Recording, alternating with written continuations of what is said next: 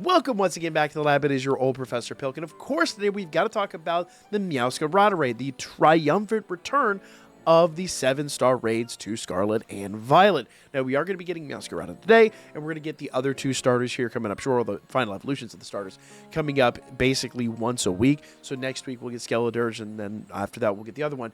And then as this goes on, we are going to continually talk about different ways that you can run this completely solo. These are designed to be taken on by 4 people, but with a good build, you can actually do this by yourself. You won't even need help, which means if you don't need help, when you go in to do the raid online and you do have help, it's even better. So let's go ahead and let's knock this one out. And first things first, what we're going to do, of course, is we're going to use Skeledirge. Why not use a starter on a starter? Plus, it's a Pokemon that literally everybody playing the game has access to.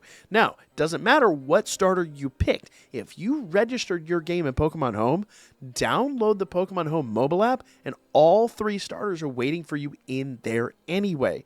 So, doesn't matter what starter you picked, you have a Fuecoco waiting for you in Pokemon Home. You just may not know it yet. Now, for the full video on that, we'll kind of talk about that when we do the updates to the codes videos. We've got new codes coming out. We'll probably drop that later on this weekend. But once if you want to see that, we've actually covered it several times here on the channel too. You can just check in the description down below. I probably put the video down there. If not, it's on the channel. Any of the codes videos should have that information in it. Nevertheless, when it comes to this build, you do want this Mon at level 100 because your Pokemon you're fighting here in the raid is level 100. 7-star raids are level 100 raids. So there's really no ifs, ands, or buts. You have to have a level 100 Mon going into this. If you don't, you're asking for trouble. It's simply not going to end well for you. Let's just put it that way. Now, let's go into the full build details here. So first up, I'm actually equipped this Mon with a Fire Terra type. That's actually the original Terra type it came with, but we just happen to have a Fire Terra on him, and that's going to be the best bet for this particular raid because we are going up against a Grass type Terra.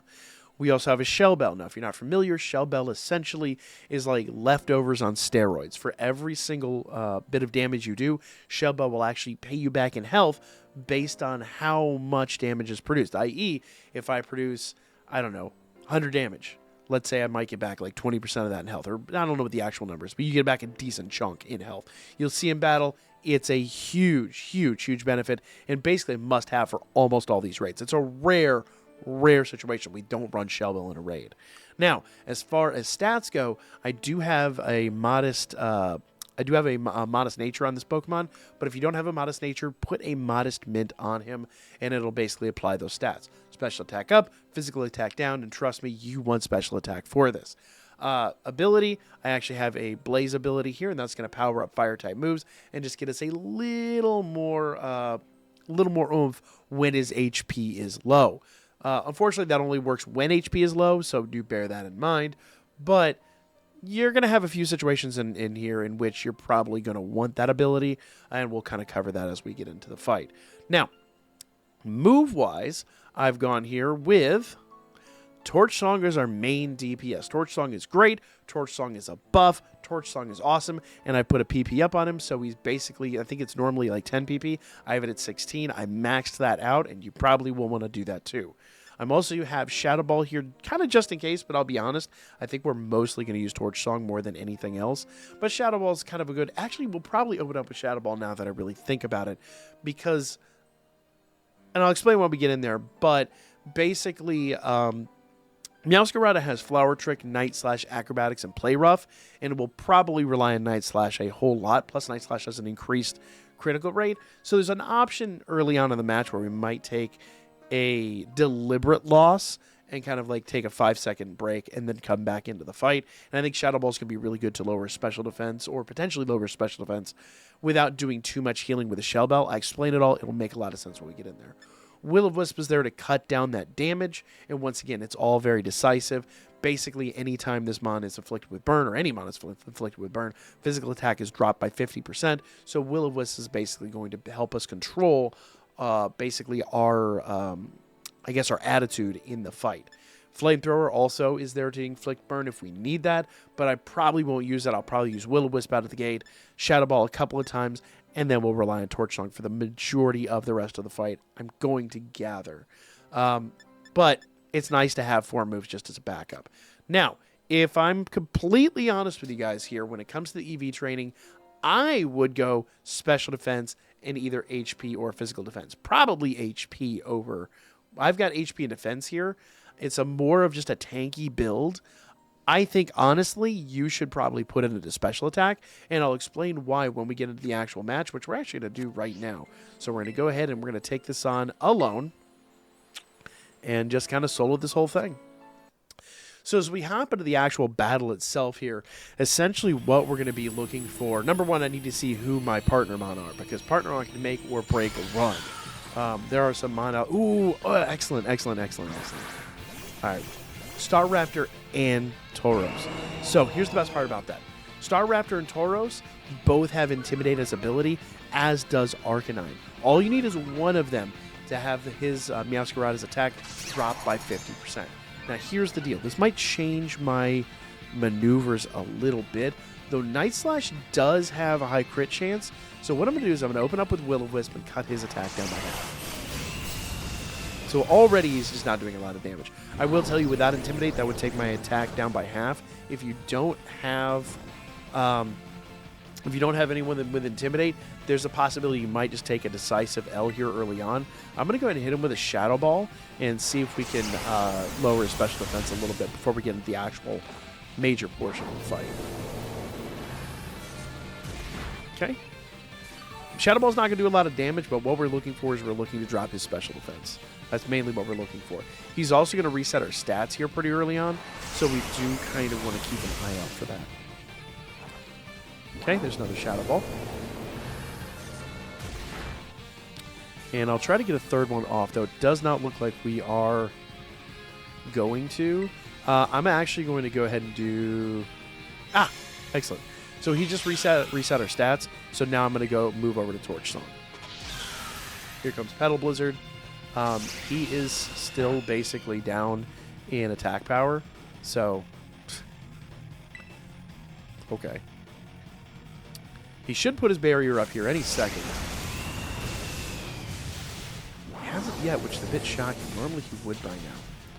Once that barrier goes up, we won't be producing nearly as much damage until we terastallize. But because we've already done 3 attacks, we can terastallize on the next turn. Downside is when his barrier goes up, we lose the burn. So we kind of have to catch up in the damage department. But let's go ahead and terastallize, and let's do another Torch Song. That's going to put our special attack up basically 2 of 6 marks. So, you know, we're basically a third of the way to max damage. Sadly, and it is truly sadly, he did not lose any special defense, so we're not doing any early healing here, but it's fine. With Intimidate as a factor, it's not a big deal. Now, once again, if you don't have Intimidate in your repertoire, go ahead and let him take you out on the, the first time around. He'll basically, when you come back up, he'll have already reset your stats, and then you'll be able to go in and terastallize and start doing Torch Song.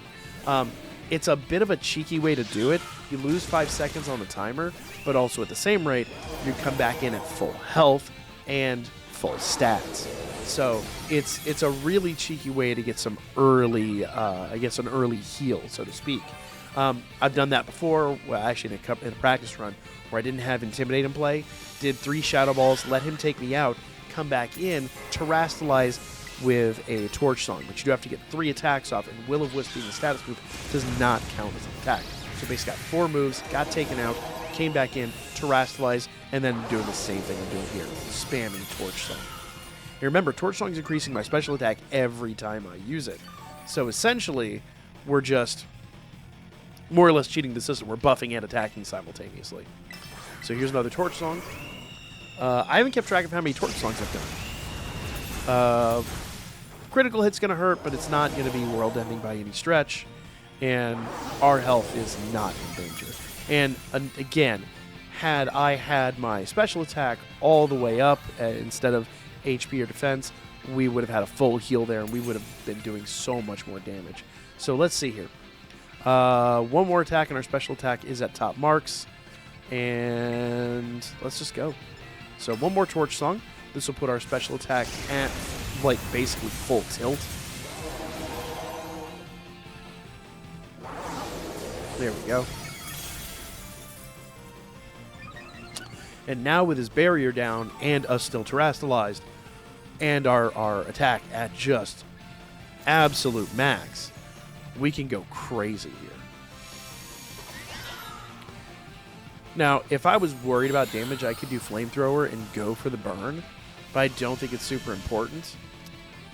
I'm just going to continue doing Torch Song. I can just spam Torch Song. In fact, you probably could throw a Shadow Ball at him, but the honest answer here is Shadow Ball's not going to do nearly that much damage. It's not going to have, well, I think it still has Stab, but it's not going to have the boost from the Terra, and it's not going to have it's not going to be super effective on him. Really, at this point, you would spend so much time Shadow Balling, just Torch Song. It's so easy. One more Torch Song and he's done. Bada bing, bada boom. Oh, and we got the pair off too. Nice. That wasn't me. That was somebody else. So I only needed 9 of my 16 Torch Songs. But like I said, if you don't have Intimidate, Will-O-Wisp, 3 Shadow Balls, let him take you out, come back in, terastallize and Torch Song at the end. That's really the only change to that if you do not have an Intimidate Mon. But let's go ahead and catch him. And what kind of Pokeball? I like picking a Pokeball that makes absolutely no sense. I want to save my fastball for somebody else.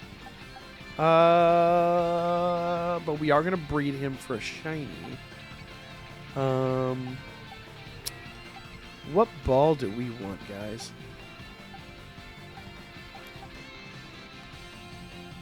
I don't want to do a quick ball. Let's do a luxury ball. I know the luxury ball does kind of make sense, but I think for a starter should live in the lap of luxury. So there we go.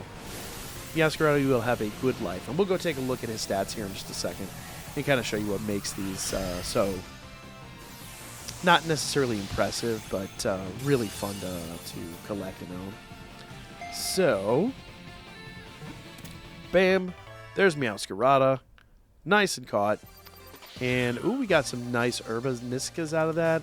We got some big candies. This is an event you want to farm, guys. If you're farming candies like I am right now, I'm upgrading a bunch of Mon from a bunch of different games, and I'm still working on my living decks as well. Shiny living decks, by the way. So if you really want to get some of those really good items, this is a great opportunity to do it. So she's been added to our party. Let's go check her out. And what really makes this Mon so good, number one, you do have this Mightiest mark here, which only so many Mon are going to have. Seems like we're going to get a lot of them now. A lot of different Mon are going to have that mark, but it'll be a sign that you got this mark from completing a really tough raid. And in a few years' time, later on down the road and in some of the later games, it'll be fun to see these marks travel around. But this Pokemon should have, I emphasize should have, 6 IVs. And yes, best stats everywhere, 6 IVs.